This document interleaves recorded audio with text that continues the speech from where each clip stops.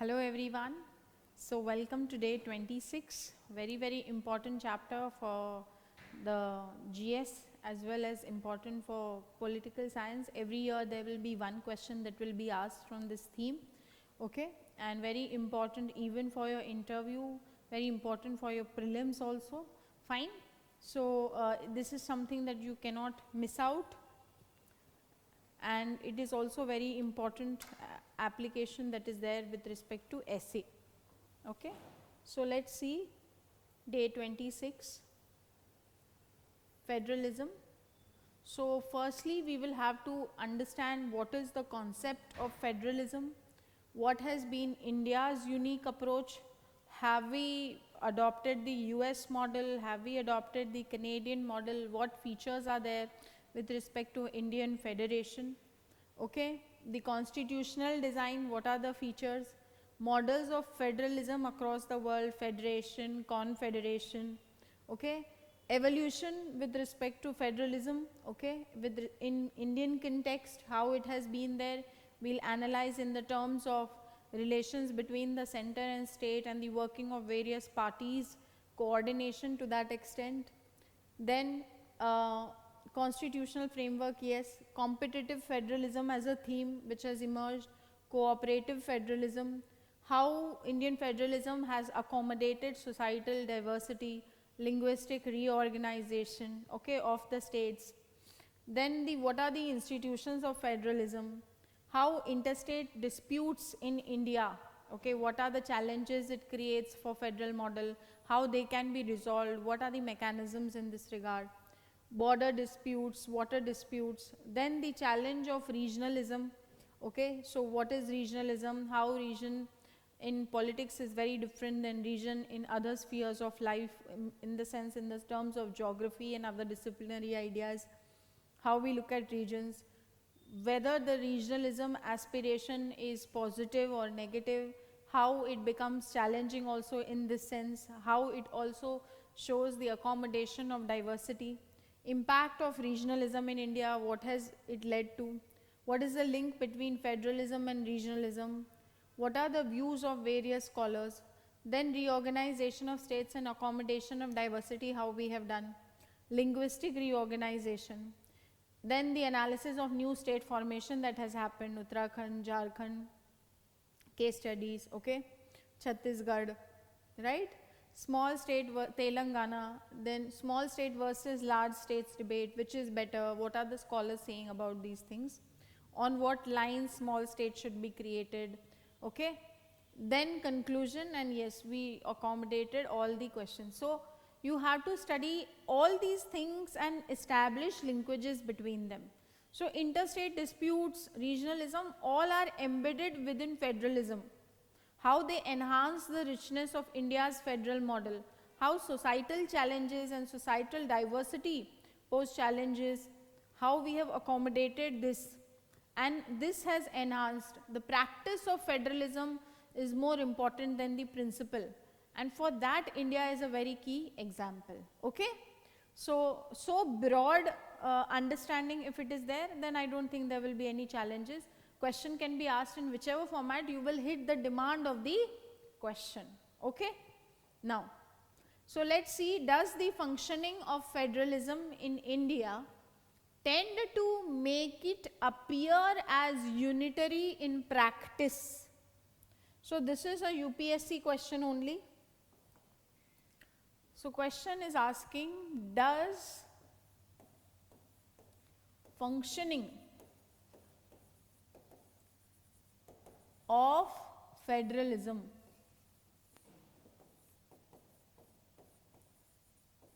make it appear unitary in practice? So here you should not mistake to talk about the unitary features.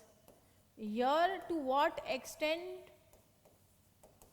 how federalism works, how it is unitary in practice, it has been asked.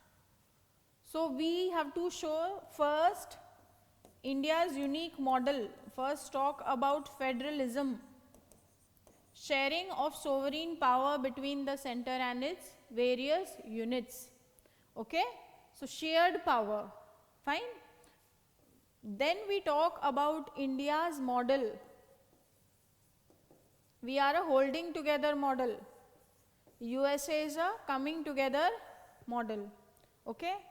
Then, so question is functioning of federalism, to what extent it is unitary. So we have to show the centralizing tendencies in the working of federalism.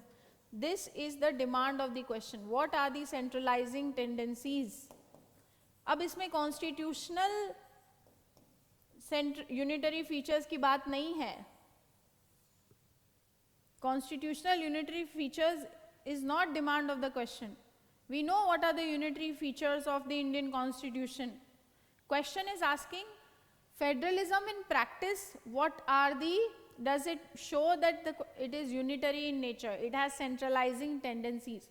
So you have to show these centralizing tendencies with key examples in real time, in real life, how functioning of federalism with giving various examples in various spheres, political, financial, policy, COVID era, okay. And then we say no, even if these centralizing tendencies, how we have been able to accommodate the various challenges, how our practice is not centralizing always. So you give examples even for this. So does functioning of federalism appear unitary in practice? So it's the working of federalism which has been asked, okay. So let's move now. So federalism implies obviously sharing of sovereign power between the center and its various units. It rests on the idea of a shared sovereignty enshrined within a particular set of political institutions.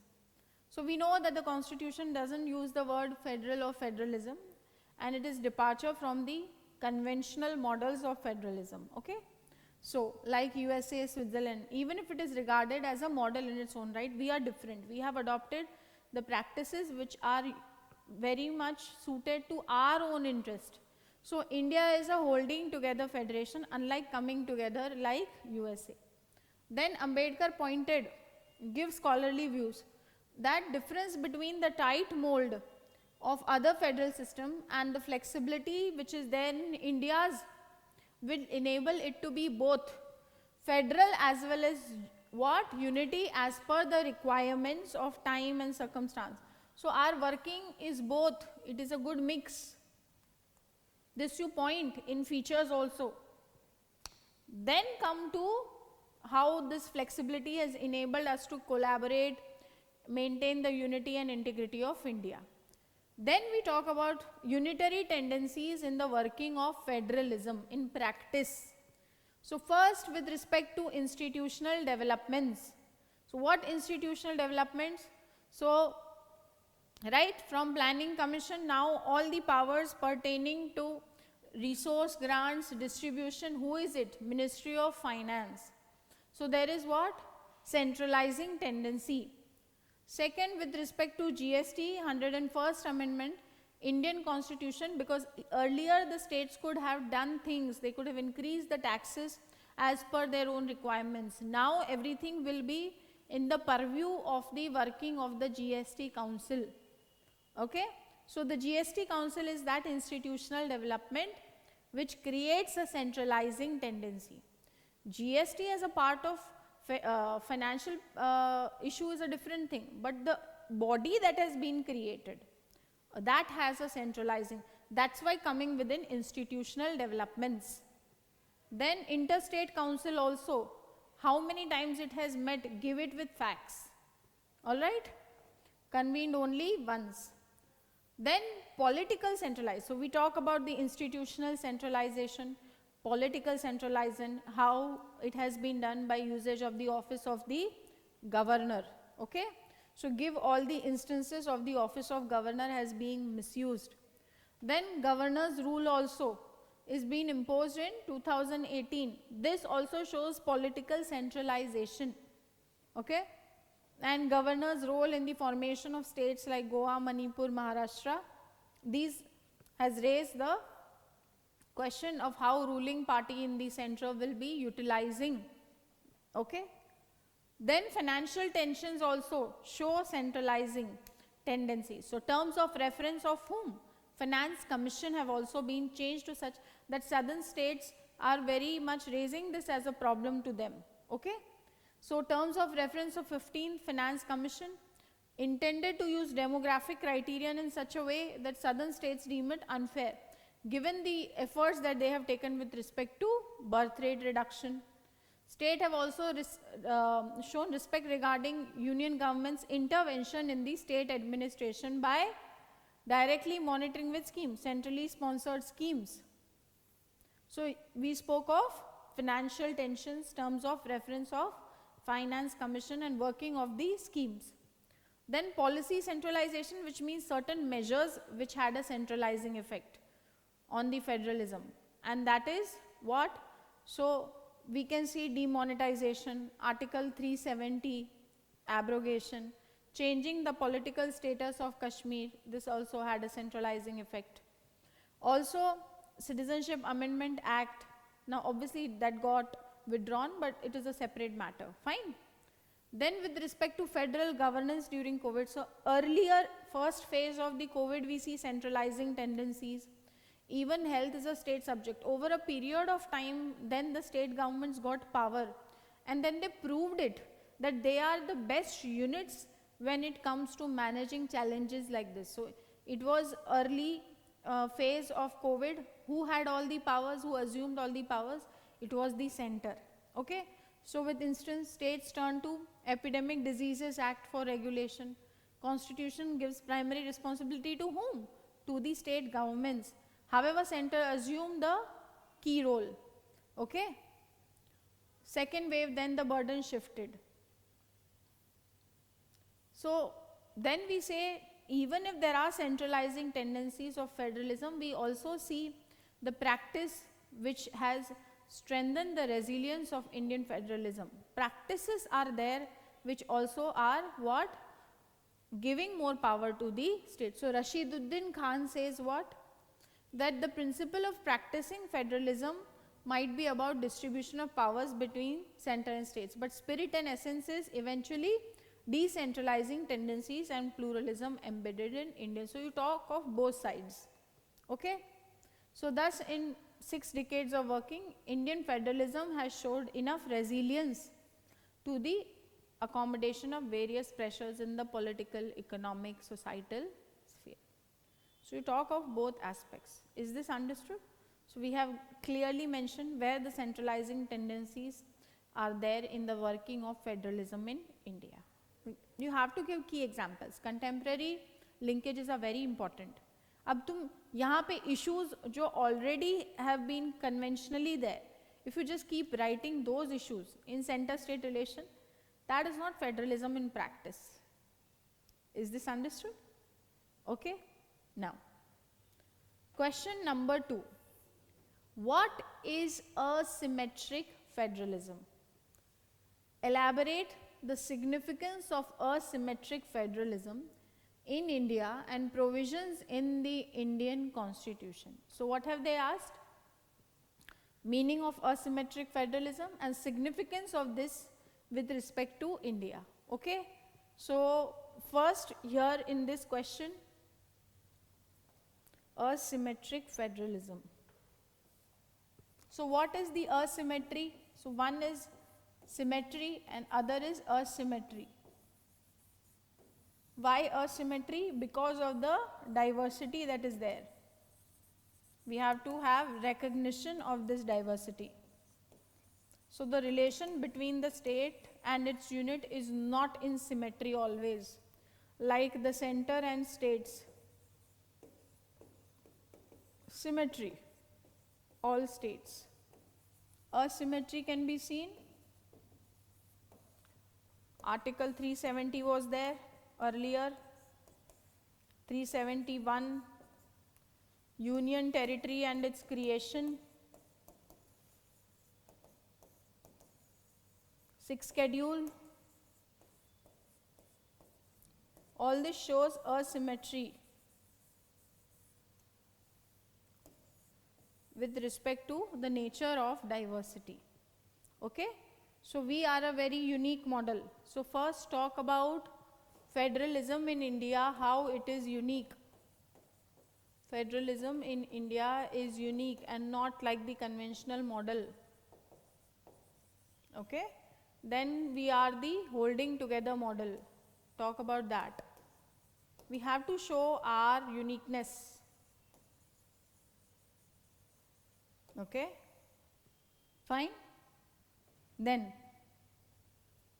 okay, so then we will be talking of the differential arrangement that is there, that has been designed, and what are the provisions and the key objective of this differential arrangement. You can use multicultural perspective. Okay. Come, now let us see the arguments as well. So, constitution does not use the word federal or federalism. We have emerged as a holding together rather than a coming together federation such as US. How there is a differential arrangement between various federal units. Some states have symmetry, others have asymmetry. Why this is there? Because of the unique features, because they have a distinctive ethnic identity. Okay? And we need to give some certain special rights to people in this region, to bodies in this region. Okay. So, asymmetry, the grant of differential rights. What it is?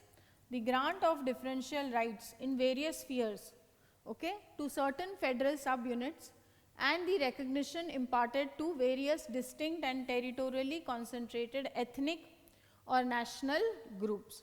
So, this is part of federalism in pluri-ethnic and plurinational settings like India. Multi-ethnic democracy we are called. What we are called? Multi-ethnic democracy. Okay. So, who justifies multiculturalists like Charles Taylor, Will Kimlicka? They talk about the politics of recognition and providing of differential rights. So, apply these things. Okay. Theoretical inputs, right? Then the post-colonial Indian state has done what? Attempted to overcome assimilationist individualism inherent in liberal conception. We have got which concept? Rather than doing this assimilation, we have a salad bowl model. Salad bowl. Recognition of differences, and we celebrate diversity. We celebrate diversity. So, rather than universal citizenships like it is there in the liberal conception, we have universal, but we also have recognition of differentiated citizenship and creating different states, autonomous units, self-governance rights to people in different cultural diversities. Okay. What does Louis Tillon say? Louis Tillon say regionalization of India's party system, okay, has contributed to deeper federalism and regional autonomy vis-a-vis the central government as an almost unavoidable process. Okay. So, how this also has happened. Ambedkar says we are unitary as well as flexible because we have a different model as per different changing circumstances, time, and we have allowed that kind of a flexibility. So, there is no symmetry that way, that is why we have asymmetry. Okay. Then, so there is this Alfred Stephen, he gives two views.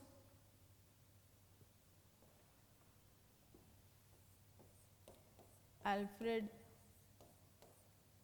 Stephen. So, he gives, so it is like a criticism of Indian asymmetric federalism. So, he says there are two characteristics. One is demos enabling and other is demos constraining.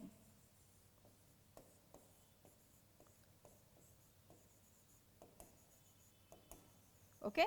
And he distinguishes how India is a model which provides for what? Okay. So, see. So, he says we are, India is a demos enabling model and demos constraining, which means the majority culture will not superimpose. So, it will avoid this evil tendencies, right. In certain federalism, it does not allow the majority culture to dominate. But when we say demos enabling, which means there is possibility that majority culture will be dominating. So, it is a criticism that is there. Okay. So what does Alfred Street identified? Federal systems can be demos constraining, which means in those demos constraining end of the spectrum, federalism undermine consolidation of power by national majorities. But he criticizes India. So what he says, right? India is demos enabling. This means design of federalism places fewer checks on the power of national majorities. So he gives example of composition of Rajya Sabha, which is not actually representing the states and has less powers vis-a-vis the Lok Sabha. Okay. So demos enabling and demos constraining is a criticism of Indian federalism, right? And India for Alfred Stephen is a demos enabling model. Demo, which means negative characteristics will be there. There will be superimposition and dominance of the majority culture. Okay. Then we talk about arguments for asymmetric federalism and against asymmetric federalism. So why we should have asymmetric federalism? We have already seen it in the theoretical idea.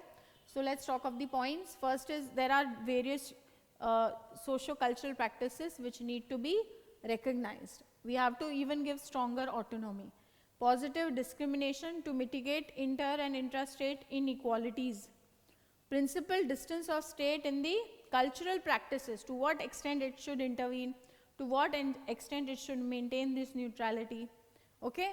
Creation of institutional mechanisms, okay, that also has to be done, like there are tribal advisory councils, and we should set international example also in this regard, that we will be able to handle the secessionist conflicts that arise by having asymmetrical federalism, giving governing rights, recognition of the differences.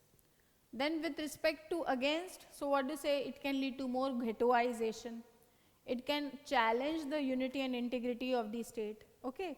So there is obviously centers hegemonic control which is there in these regions. There can be even use of coercion and militarization. With respect to example, the usage of AFSPA has been criticized by the Supreme Court. Okay. Integration and assimilation, rather than there will be accommodation. So we should not have asymmetric federalism, because eventually what the purpose has been defeated. Group rights inequality will be there, okay, gender divides amongst various community. Then it is contested by majority communities in the country. They are also discriminatory. We are giving emphasis on the basis of recognition of special identities. And autonomy arrangements are inegalitarian, because they prevent extension of rights in force elsewhere in a country. So not necessary they are enjoyed equally in all parts of India. So you give the arguments for and against as well. First we set up the theoretical debate on whether we should have asymmetric federalism or no. Okay. We also gave the criticism, how India is a demos what enabling model, all right. And then however the governance paradigm is guided by what? Sabka Saath, Sabka Vikas. So in this way asymmetric federalism can integrate, okay, and accommodate the various cultural practices. Eventually this is what is the key idea of federalism. Fine. So you understood how broadly it has to be studied, how we have to develop the thread of every idea. Now here we could have not just explained asymmetric and arguments were given. That differs in IGP and that differs in what? GS paper. In IGP we will have to bring in the theoretical debates, the scholar's name. Okay. Fine. So very general question, how you place ideas is the key thing. Okay. Thank you so much. All the best. We'll meet soon.